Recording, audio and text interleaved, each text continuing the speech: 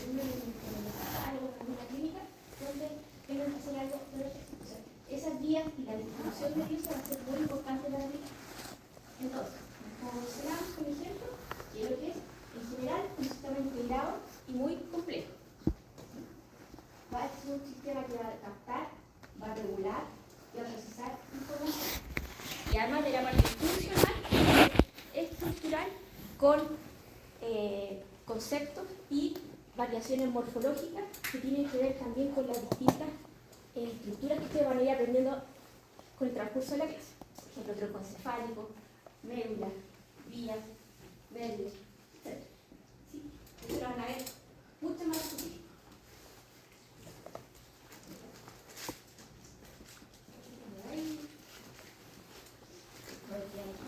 Entonces, macroscópicamente, ¿qué les dice la palabra macro?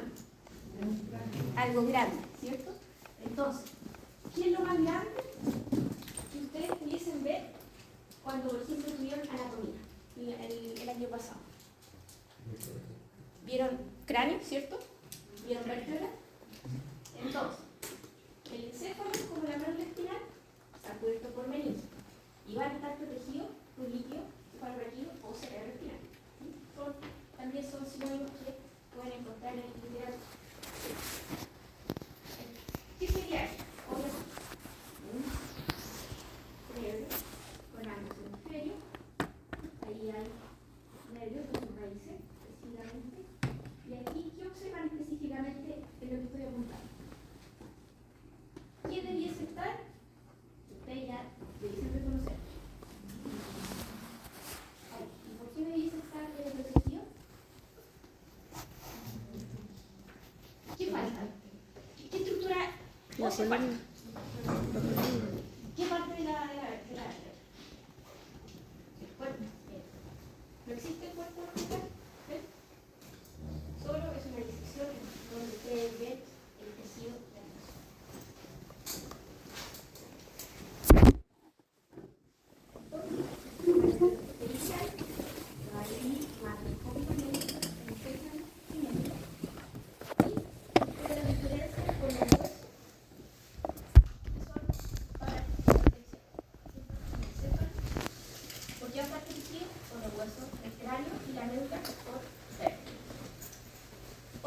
Otro dato que quizás es importante que recuerden: ¿por qué las vértebras van cambiando según el segmento corporal en el que ustedes pueden ubicar? Pero a nivel biomecánico o funcional, ¿por qué van cambiando, por ejemplo, que en un segmento sea el cuerpo más robusto, en otro que, por ejemplo, el proceso espinoso sea más de menor diámetro, más corto? ¿Qué es lo que va a determinar eso? Se va a adaptar funcionalmente a lo que debe soportar y a las estructuras también que debe proteger.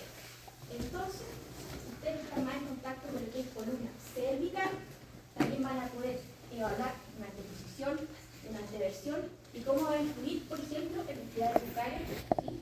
Cuando la mandíbula esté prohibida, y eso va a causar a su vez otro tipo de problemas emocionales, psicológicos, anatómicos, de dolor, cómo se desempeñan en el medio.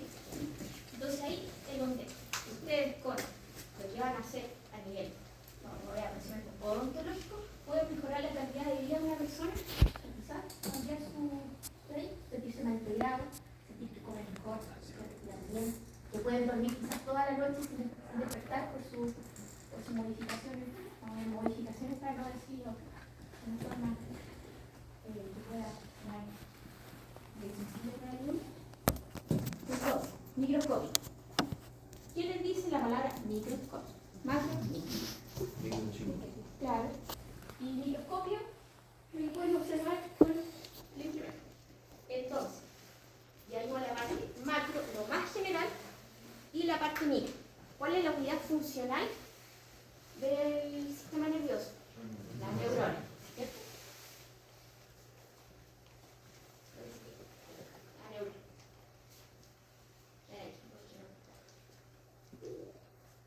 Entonces, esta imagen la encontré bastante representativa porque, además de involucrar las estructuras, ¿sí?, hay hay una diferencia que ven ustedes acá. Ya, entonces, si reconocen, todo esto son comunes en la neurona, ¿cierto? La estructura básica. Pero si ven ese detallito, ¿de dónde es esa neurona? Muy bien. Y en el sistema nervioso central, ¿cuál sería su equivalente? ¿El equivalente del sistema nervioso central? ¿Quién produce neurona? Ah. Entonces, ¿qué va a pasar con la neurona? Se va a comunicar con otra a través del proceso general que se llama sinapsis, ¿cierto? ¿Y cuántos tipos de sinapsis pueden encontrar ustedes según el tipo de clasificación? Por ejemplo, un tipo de clasificación es sinapsis química, sinapsis eléctrica, ¿cierto? Hay otro tipo de clasificación que va enfocada a cómo va la unión o la sinapsis en forma morfológica y estructural, ¿sí? Y debido a la alta complejidad que tiene nuestro sistema nervioso central, es que se van a diferenciar. ¿Qué les permite esta diferenciación ultra especializada? Que tengan funciones como que tengan que tener excitabilidad y conductibilidad. ¿Sí? Para que haya excitabilidad y conductibilidad, ¿cuál es el proceso? Por ejemplo, uno de los tantos. Despolarización y repolarización. Más adelante hay un ejemplo de un estudio que se hizo, que ahí, si lo quieren, lo pueden ver, que coloco abajito el paper de donde está referenciado, en donde se hace un estudio que tiene que ver con esto, con el potencial de reacción y cómo va a influir en la reacción en la neurona. Es un ejemplo, pero más adelante el que quiere dedicarse a la investigación, porque vaya a hacer una pasantía a otro lado, porque se especializa, es otra perspectiva. Entonces, ¿por qué es tan importante? Funciones anatómicas, fisiológicas, patológicas, y eso es su estructura general. ¿Sí? Esa viene siendo la general, ¿sí? No la otra pertenecía al periférico, sistema nervioso, y esta ya es una estructura general bastante elástica, bonita, colores agradables que les gusta mucho hoy en día, así que yo creo que ven eso y se acuerdan así, no se les va a olvidar cómo se distribuyen las formas estructurales. ¿Sí? Por ejemplo, este segmento que va a ser estrellita, cuerpo, celular o el soma, el axón, nódulo de Rambier, ¿sí? Importante para lo que es el impulso saltatorio, botón terminal, que es directamente el que participa en lo que es sinapsis. ¿Sí?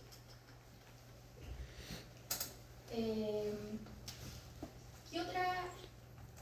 A ver, si yo le digo, ¿qué pasa si un neurotransmisor no puede ser recaptado o no se transmite de forma esperable durante la sinapsis a la neurona posináptica? Pues, en general existen tres formas de metabolización, por así decirlo. Una es que siga su proceso normal a la neurona postsináptica, de la pre a la post. La otra es que los neurotransmisores que por alguna razón no pasan a la neurona postsináptica, quedan en el espacio extracelular de las neuronas, pueden ser recaptados por la misma o por otra para un proceso similar que cumpla las condiciones físico-químicas y moleculares. Y la otra es cuando ya sencillamente el neurotransmisor ya no tiene vuelta, no sirve, viene con algún daño, alguna cosa de autorregulación, es que se produce la metabolización, no de palabra la eliminación del que no sirve. Son esas tres vías generales que puede ocurrir con los neurotransmisores. ¿Sí? Y esto lo fuimos mencionando a través de la diapositiva, parte central, ¿sí? Las prolongaciones, ¿sí? Diferenciación del brinadinaxón.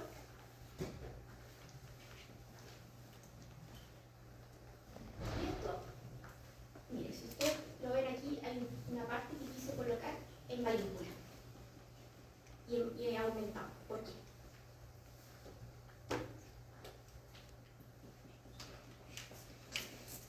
Porque si bien esto describe en términos generales y bastante macro lo que ocurre,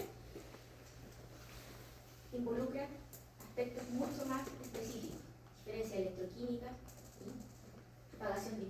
nervioso a través de todas las diferentes según neurotransmisores, según tipo, según sector, ¿sí?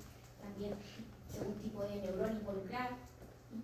Según el tipo de estímulo, si es doloroso, si es mecánico, ¿sí? Pero es que no puedo ver nada, me gusta caminar en un minuto así. Ya. Entonces, si relacionamos la parte anterior con el aspecto muy común. Recuerden que esto es generalidad e introducción. ¿Por qué? Por ejemplo, si tienen un dolor específico, una articulación.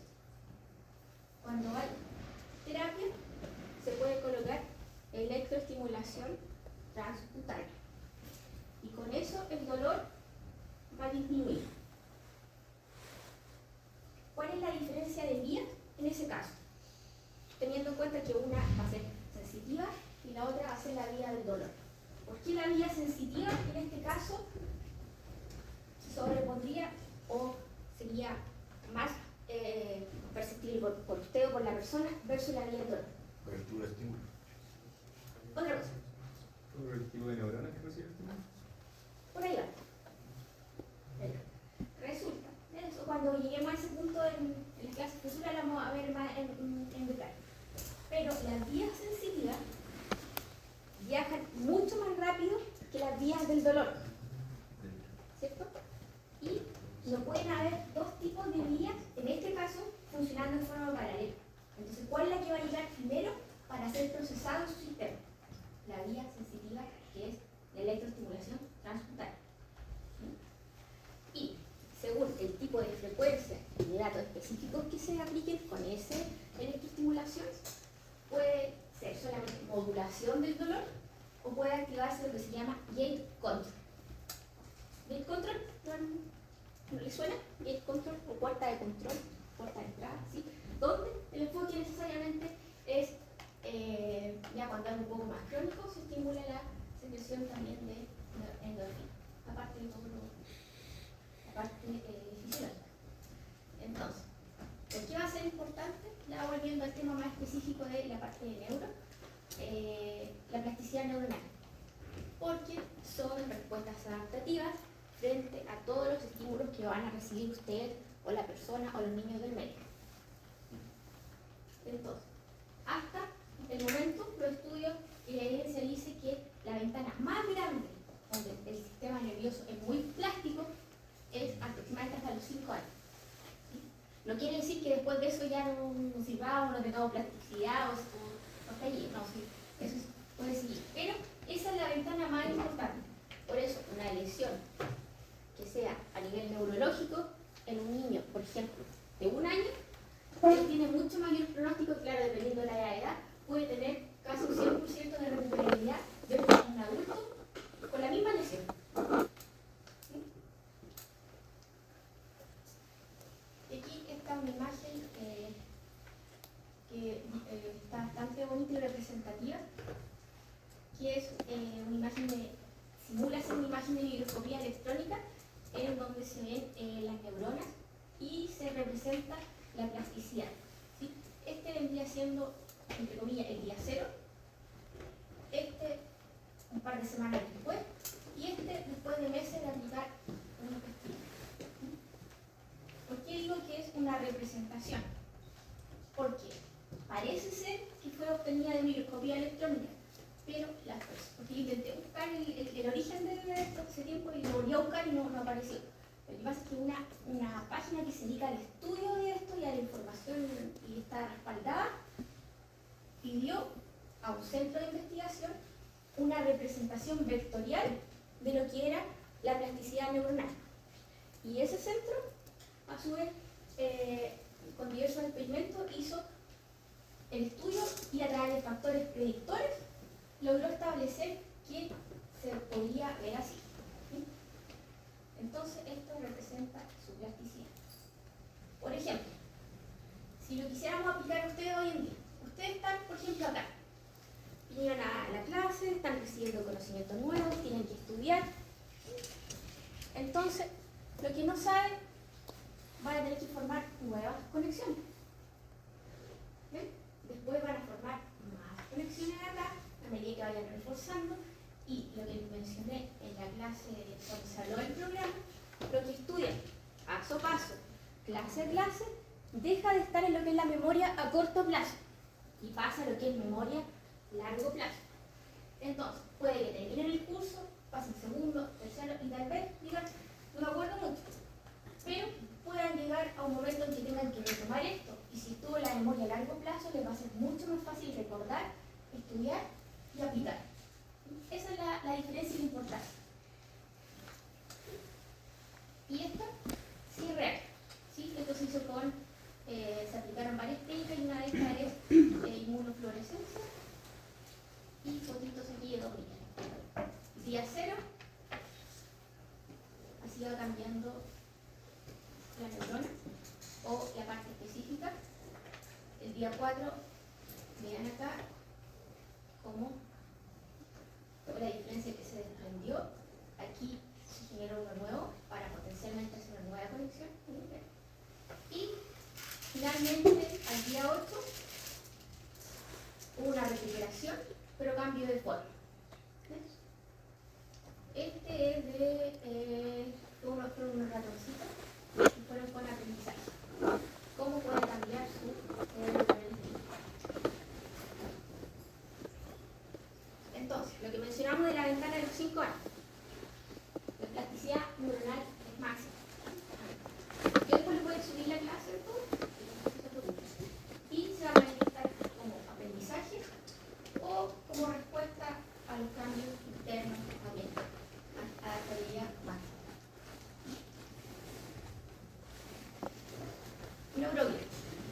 Si bien en el sistema nervioso hay muchas o varias tipos celulares que podría mencionar, ese no es mucho el objetivo de esta introducción, pero sí sé que lo tienen que haber visto, pero mencioné esto en la neurología. ¿Por qué? Bien. Porque la neuroglia permite que haya un ambiente adecuado y favorece lo que es la migración neuronal. ¿Sí? Y en este caso, en el factor de ambiente adecuado, las neuronas se encuentran rodeadas por células gliales o neuroides.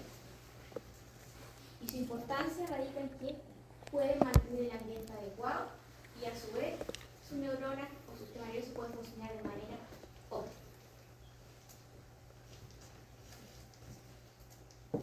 Y en el caso de la importancia en la migración neuronal, es porque es muy importante y favorece lo que es el desarrollo del sistema nervioso, ya que son sustratos físicos para lo que es la migración.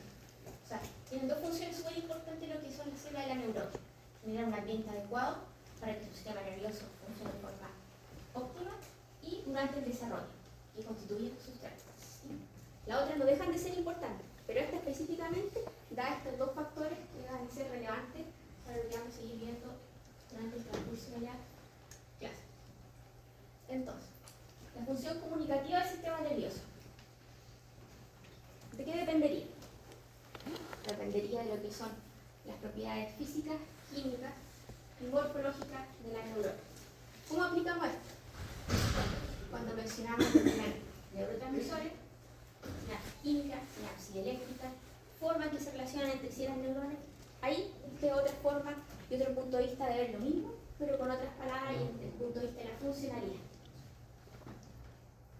Entonces, ¿qué son importantes? Neurotransmisores, neurohormonas y neuromoduladores. Son las tres que se mencionan como más importantes. ¿Sí? ¿Qué van a hacer los neurotransmisores? En términos generales, su acción va a ser rápida y localizada y van a modificar la actividad de las células a las cuales están dirigidas. ¿Sí? Por ejemplo, un neurotransmisor. Adrenalina no va a tener la misma acción, por ejemplo, que una endorfina. ¿Sí? Tampoco va a ser lo mismo que el cortisol. ¿Qué pasaría con un cortisol crónico y elevado permanente? ¿Sería viable en nuestra vida? No, para nada. En el caso de los neuromoduladores, ¿sí? Aquí actúa un segundo mensajero. ¿Sí? Y también se involucra un neurotransmisor, pero tiene que ver más con la parte de control regulación de lo que es la respuesta o reacción. Y las neurohormonas, esto ya, creo que esto está la paz, creo que está lento, ¿sí? Neurohipófisis, adenohipófisis, hormona, oxitocina, ¿sí? ¿Qué otra neurohormona recuerdo?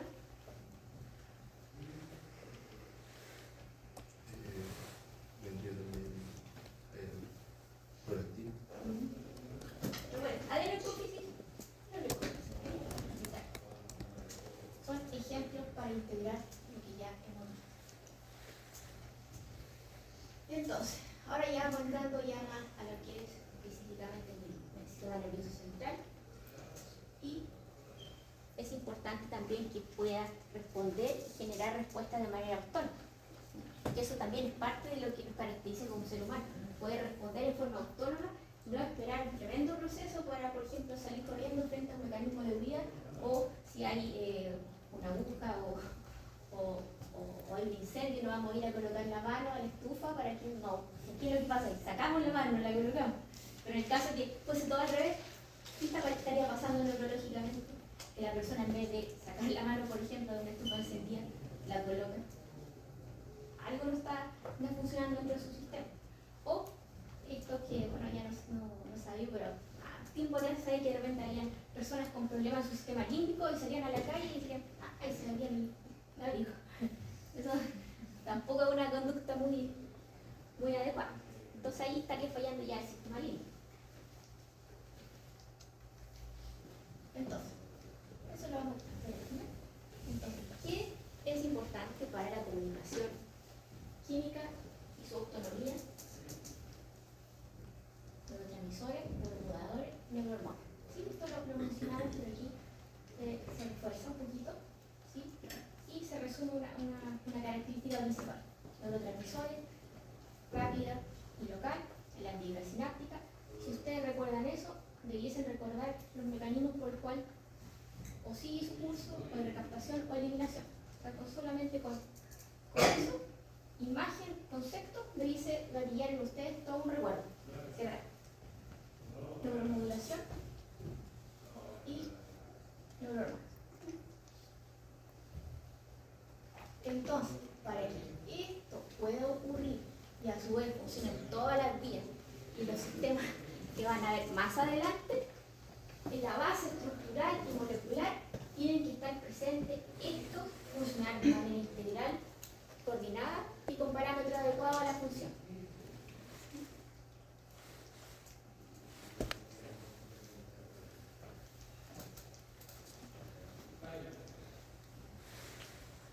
Entonces, en resumen, para seguir avanzando, mecanismo de comunicación neuronal y propiedades fundamentales de la célula.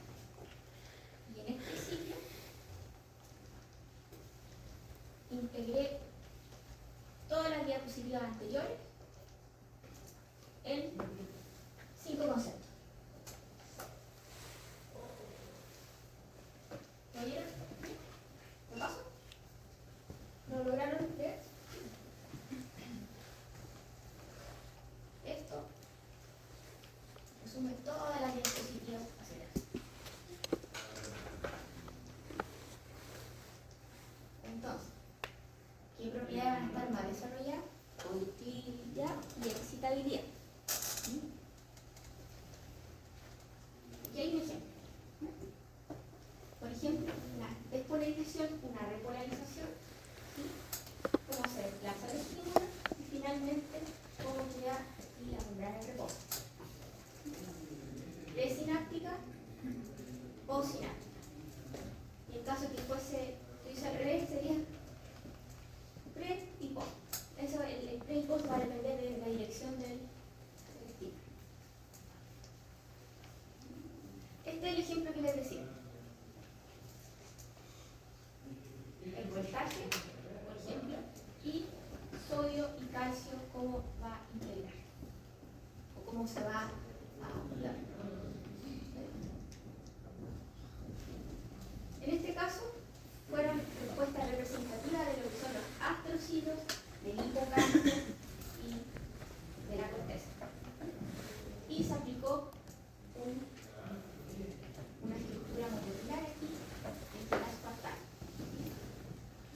quiero que es un agonista en términos generales de receptores de glutamato.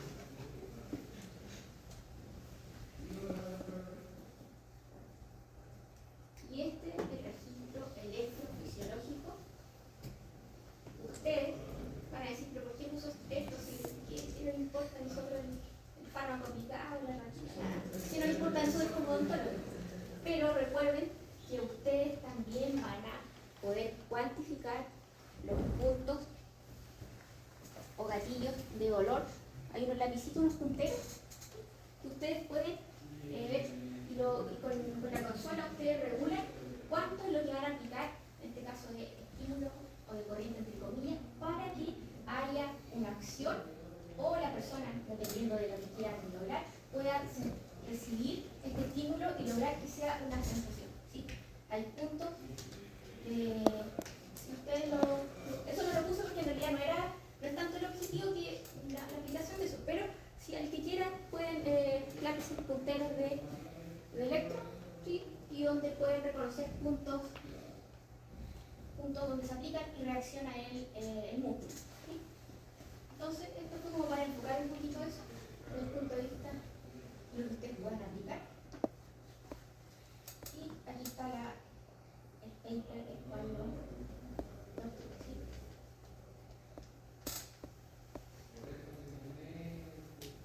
Entonces, ya aquí un ejemplo de lo que es. A ver, esto traté de colocar ejemplos que puede ser bien orientado a la neuro, obviamente, pero que también fuesen algo que la mayoría lo hubiese vivido o pasado para que sea más fácil la integración. ¿Qué sería eso? Si ustedes lo ven en la imagen. Estímulo del sistema periférico. Y ven el martillito ahí, el martillo, dejo fémoro patelar, cuya acción o reacción final es provocar la extensión, ¿cierto? Entonces, en esta imagen aplicamos lo que es el estímulo, el receptor, la vía por donde va a llegar al centro de procesamiento, que en este caso sería la vía aferente.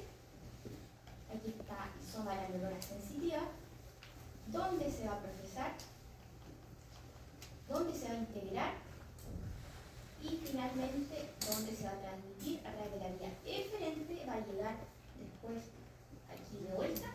¿Y cuál va a ser la reacción final? Por la respuesta, la extensión. ¿Sí?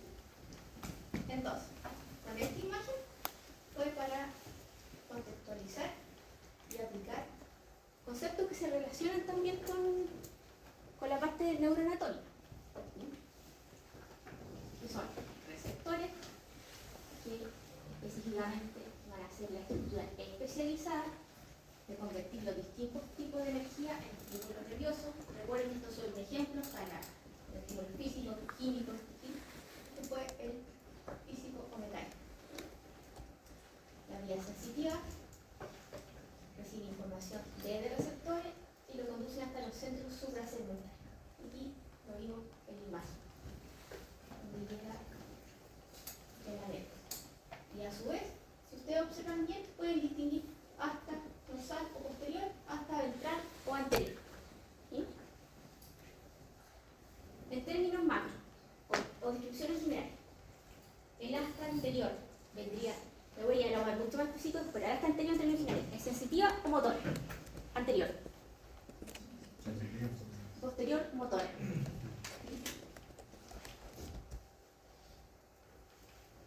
¿Quién no se acordaba de eso? ¿Es sensitivo o motor? No importa. Pero, si no se acuerdan, hay una forma súper fácil que no se le olvide nunca más. Cuando usted en la espalda viene un amigo y le hace y usted nada, ¿cierto? La espalda. ¿Qué es lo que hace estímulo? Sensitivo, ¿cierto? Y las manos, cuando ustedes toman un lápiz, un puntero, su mochila, así se recuerda, anterior, posterior. ¿Sí? Sensitivo, motor. Cosa que no se le olvide nunca.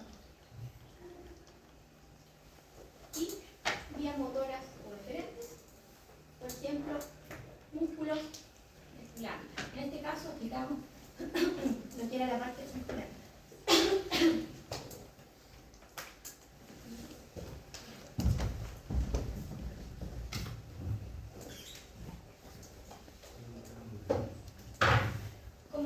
¿Se va entendiendo bien la contextualización, la generalización y la introducción?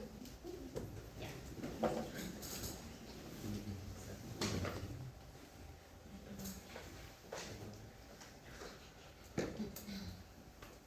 Ya, ahora está esta flechita en puntitos que va hacia arriba. ¿La ven todos? ¿Puntitos? Ya. Si tuviésemos que aplicar lo que hemos visto en 3 palabras, ¿qué iría en la base? Antes, la base del sistema nervioso. La unidad funcional. Neurona. Después, como se llama aquí, fibra nerviosa, comunicación. Receptores. Finalmente, los centros superiores.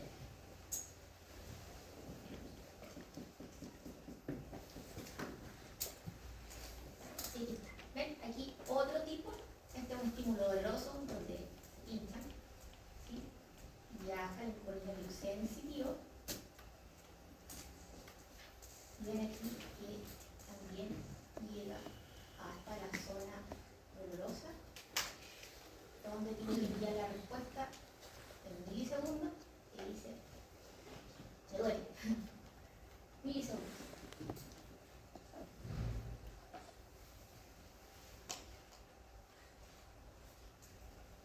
Ahora, ¿cómo vamos a dividir el sistema nervioso?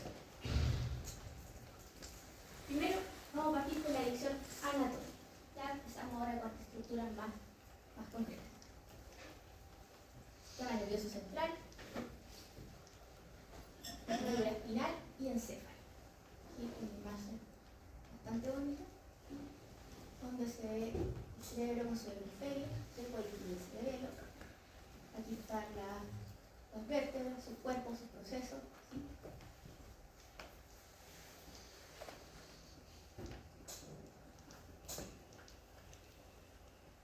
¿Sí? Y la otra división anatómica es el sistema nervioso periférico. Donde están los nervios terminales, espinales, involucrar el dimensionado de vía aferente, vía eferente, ¿sí? Y aquí sistema nervioso somático y autónomo. Esta división la volvemos a ver un poquito más adelante desde otro punto de vista de la clasificación. ¿Sí? Entonces, aquí un mapita conceptual que les puede ayudar a estudiar. Está hecho, se lo dice concepto por concepto, en forma de entonces, en forma general, se divide el sistema nervioso central, periférico, el central, médula espinal, encéfalo. Si seguimos la línea, troncoencefálico, cerebro. Y el periférico, siguiendo también nervios espinales monoquios y nervios craneales. Use estas dos formas de nombre porque lo pueden encontrar en bibliografía de las dos formas aún, porque no todas están en nómina actualizada. Entonces, para que no se pierdan, igual se los puedo. Ahora, en forma funcional,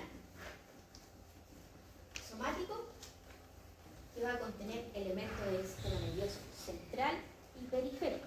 Recuerden, es funcional, no anatómico. Entonces puede integrar elementos de ambos. Y bueno, ahí está un poquito la silla, pero en el fondo sale aquí la estructura del sistema nervioso central, ¿sí? Involucra, por ejemplo, en este caso, un músculo esquelético, ¿sí? Y cómo se transmiten lo que es el estímulo y su posterior respuesta.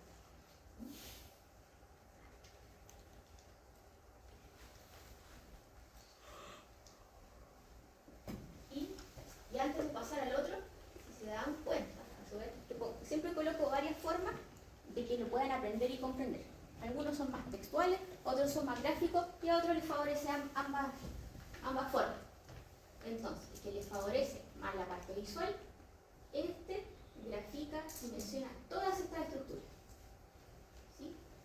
Elementos de nervio central, periférico, muestra cómo se transmite la información y grafica y menciona también el músculo esquelético en su respuesta. Entonces, si ahora nos vamos al autónomo, este también va a participar en regulación, pero lo que es músculo liso, cardíaco, glándula, y también participa en la aferencia de la víscera. Y aquí,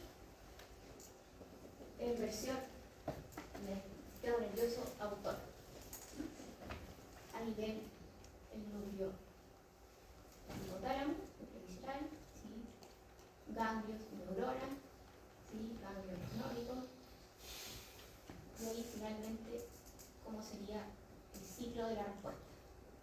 Y en 4 dibujitos, resumido estas 4 áreas o estructuras que reúnen. ¿Ven? Glándula, músculo cardíaco, por ejemplo, los adipocitos. Y este de acá. ¿Ven? 1, 2, 3, 4.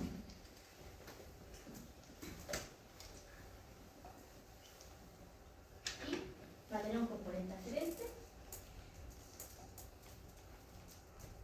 Y también se mencionan componentes eferentes. Entonces va a tener ambos.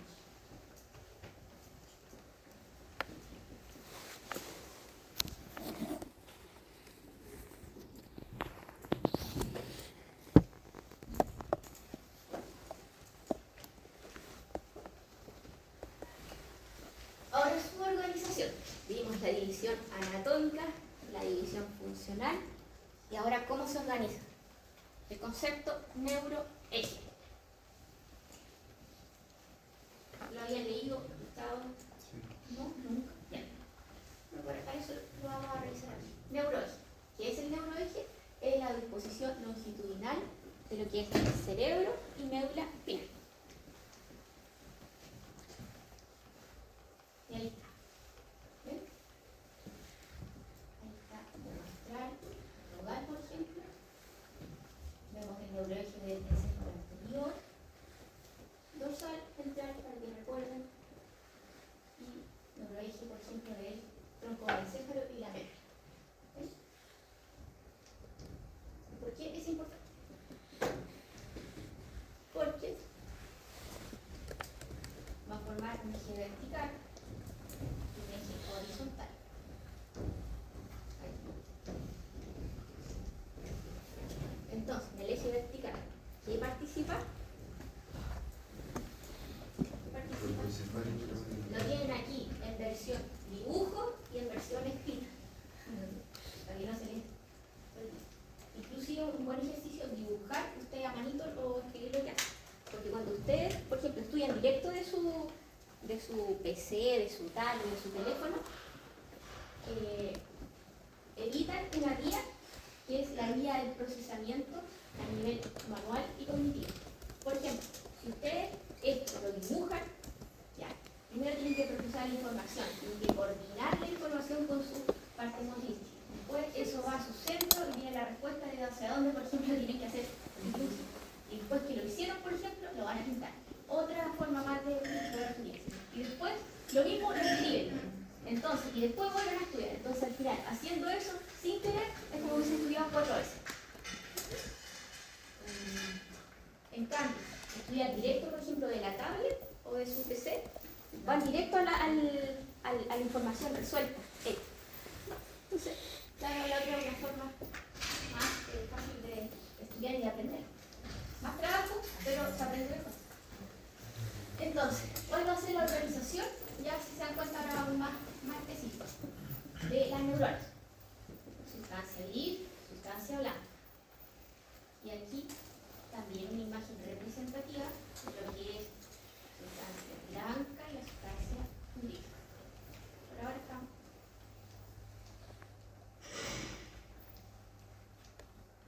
Ya. Aquí en forma de aplicación. Por ejemplo, esto aquí se ejemplificó un evento. ¿Sí? Y moradito, la sustancia blanca. Y ahí, en lo que es, se supone que dice ser más gris, pero el contraste de la pantalla lo dejó como medio gris. Pues sí, vendría siendo la sustancia gris. Y aquí también esto, conociendo la neuroanatomía, también le sirve para hacer otro tipo de valoración desde otro punto de vista cuando quizás reciban en sus manos un tipo de examen complementario de esta naturaleza para lo que ustedes tengan que hacer, quizás en el caso de una emergencia quirúrgica. Nunca saben lo que, a la especialidad que ustedes vayan a derivar después. Entonces,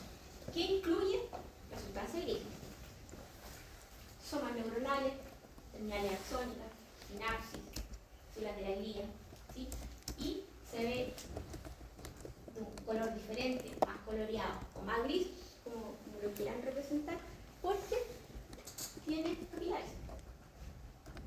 Finalmente eso es lo que le aporta un poco de coloración a lo que es sustancia gris.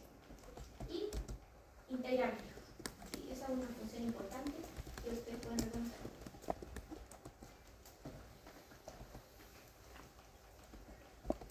Y también lo que es generar impulsos nerviosos.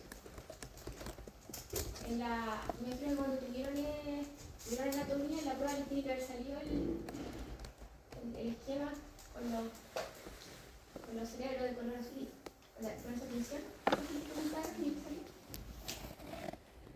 Ahí se veía súper bien la diferencia. Claro que ese no estaba con un edema bioquímico, pero sí estaba con tensión. Se veía muy bien inclusive la parte del ventículo, la diferenciación, ¿sí? Se veían algunos núcleos.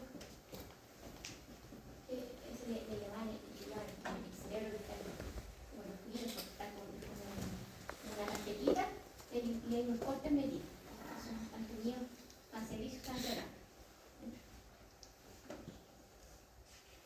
Entonces, la sustancia gris no solo es una estructura fija, sino que según su área y su función y donde se encuentre, puede tener distintas configuraciones. Por ejemplo, la corteza va a ser una sustancia gris y se va a encontrar en la superficie. Pero también lo puedo encontrar, bueno, aquí me refería a la cerebral, pero también en lo que es la corteza del cerebelo.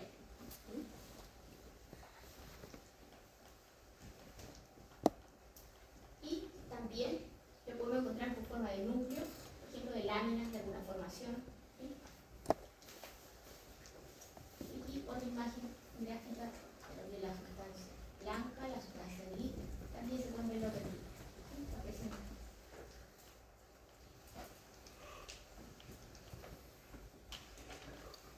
Y la diferencia entre núcleos y ganglios. Ahora estamos viendo la diferencia de esto. Los núcleos pueden tener función motora o sensitiva.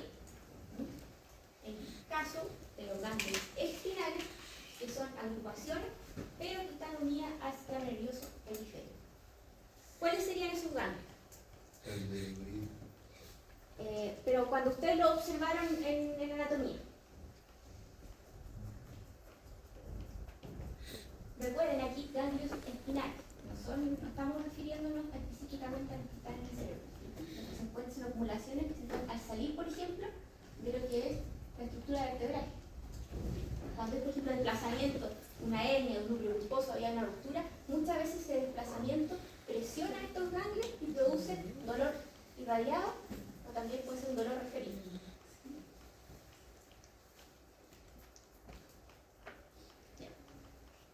Esta otra imagen, igual, también es representativa, sustancia blanca, sustancia gris, aquí lo pueden distinguir. La ventrícula está medio desconfigurado, por así decirlo, pero se nota que la muestra era viejita. Entonces, la sustancia blanca aquí va a ser locaciones de neuronas y principalmente aquellas estructuras que tienen mielina.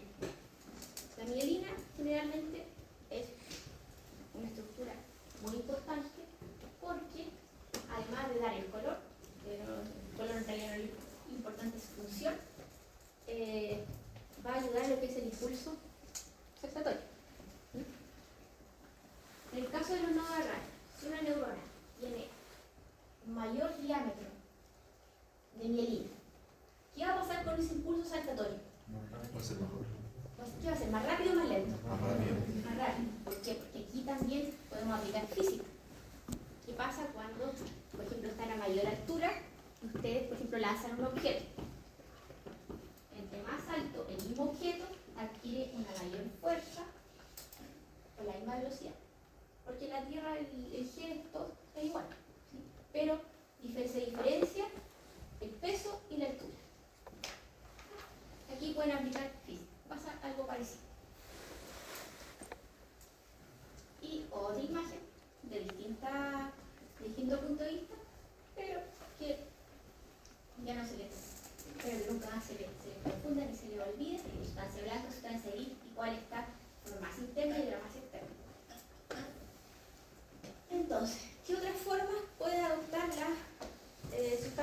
ya vimos que la sustancia gris podía ser corteza del cerebelo, la parte cerebral, ¿sí?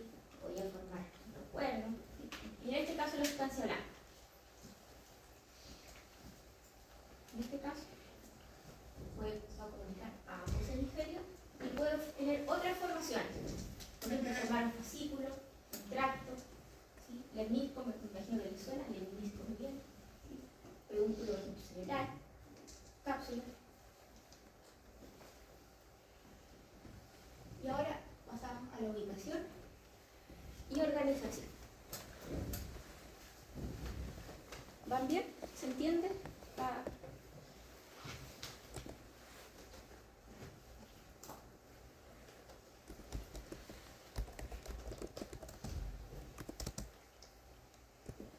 Entonces, dentro de la ubicación, pasamos por división anatómica, división funcional, vimos cómo se pueden estar distribuidas, conformadas la sustancia blanca, la sustancia gris, lo que forman, ¿sí?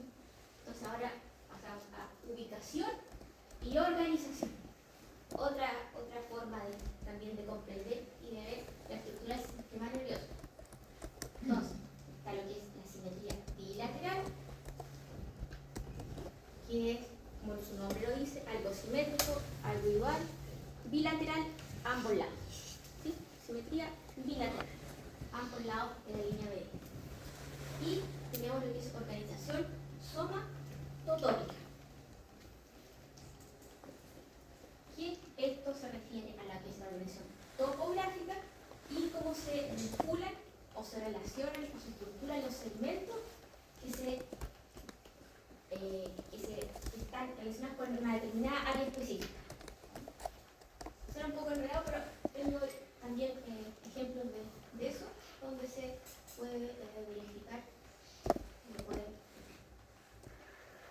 Y este es un ejemplo, por ejemplo, tractos, núcleos, regiones de la cabeza. Se mencionan estructuras similares por distintos puntos de vista, clasificación y división. Entonces, aquí hice una comparación de la vía visual con la vía auditiva. Elegí dos, pueden haber otras más, pero estas son las que puse a modo de ejemplificación. Por ejemplo, en el caso de lo que es la vía visual, existe una relación de lo que es topográfica con área específica de la retina. Entonces, ¿qué ocurre aquí? Hay un mapa que se llama retinotópico y se van a activar determinadas áreas de la corteza frente a lo que es la estimulación o la activación de cada estructura o segmento de este mapa de la retina. Suena raro, pero es así. Por ejemplo, en el centro, ahí, que se ve más como moradito o azul, a nivel de corteza, esta va a ser el área que se va a activar. ¿Ven? Vamos de más externo hacia lo interno. A nivel de la fobia, esto representa la fobia de la retina. ¿Qué parte se va a activar? Esas son formas de ejemplo de relaciones de las vías del sistema nervioso. Y esto se llama, por ejemplo, en este caso, retinotopía. No lo confundan con retinopatía, que esa es una patología. ¿Sí? Retinotopía. Y la comparación con la vía auditiva es que cuando escuchamos, por ejemplo, música, frecuencias, ruido, aquí esta estructura que queda aquí, por ejemplo, ¿sí? El componente, cada una va a captar o va a procesar frecuencias determinadas.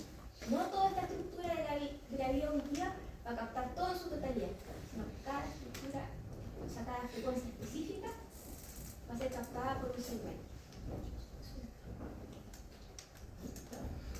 Y eso, a su vez, si lo vemos a nivel cerebral, ocurre esto. Y si hiciéramos el corte, se vería de esta forma.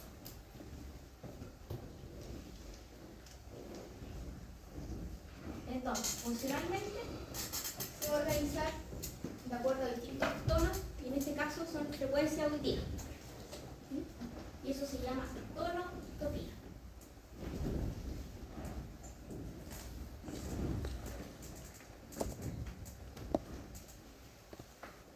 Ahora, vamos a las divisiones del encéfalo.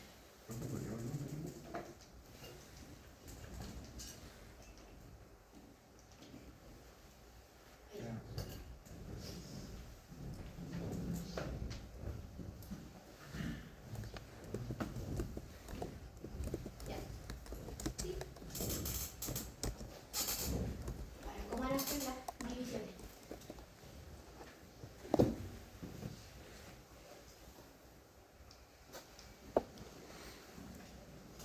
Ahora lo vamos a empezar a mirar desde el punto de vista de la embriología para integrar y contextualizar lo que se viene en la clase siguiente, que es de embrio del sistema nervioso. Entonces, la expansión del tubo neural, ¿qué va a pasar con esto? Va a ocurrir que origine vesículas cerebrales. Y estas vesículas van a formar a su vez las divisiones del encéfalo. Aquí pueden ver divisiones que se formaron, por ejemplo, la de la expansión del tubo neural. Y a su vez, cada vesícula va a tener una cavidad ventricular asociada. ¿Sí? Ventrículo cerebral, me imagino que lo tienen que ver. ¿Listo? Pero igual se va a ver en el laboratorio. ¿Y qué va a originar? Los ventrículos laterales, ¿sí? En el hemisferio cerebral, el tercer ventrículo, en el diencéfalo, está el tercer ventrículo y encéfalo. Mesencéfalo, protoencéfalo, ¿verdad? Apical, la médula espinal. Y por el lado izquierdo, ven que es lo que dije. El protoencéfalo, ahí pueden ver, cuarto. ¿Y cómo se va a conectar el tercer y el cuarto? Por el acueducto cerebral o mesencefálico. Entonces, ¿cuál es la aplicación que pudiesen ver en esto? Que algún tipo de malformación o déficit o falla en la migración o en la expansión puede ocurrir, por ejemplo, que haya ventrículos laterales malformados, que haya una secreción de líquido cefalorraquídeo que sea mayor, panga, puede ocurrir que haya una hidrocefalia en el futuro. Y esas son cosas neurológicas que también deben saber cómo enfrentar, en el sentido de saber lo que está pasando, porque ¿qué pasa si alguna vez le llega a su consulta o atiende a un niño que tiene hidrocefalia? Va a ser lo mismo, por ejemplo, si el niño está recién con tratamiento, recién le pusieron una válvula para que ese líquido drene al sistema digestivo, ¿sí? O un niño que lleva harto tiempo, va a ser igual que colocarlo, por ejemplo, más horizontal en la camilla o más vertical, cuáles van a ser las precauciones que ustedes van a tener con eso. ¿Sí?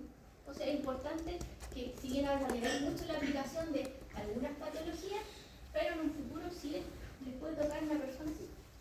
¿Sí? O también puede ser que aquí allá puedan atender como si nada, igual que siempre, pero ¿qué pasa si tienen que tener alguna precaución o viene con algún tips, saber qué es lo que está pasando? Entonces, desde el punto de vista embriológico, como mencionaba, el sistema nervioso va a ser según la vesícula encefálica del embrión. Ahora nos estamos enfocando no solo a los ventrículos, hablamos en la otra diapositiva sobre el tubo neural, aquí es más general. En el caso del prosencéfalo,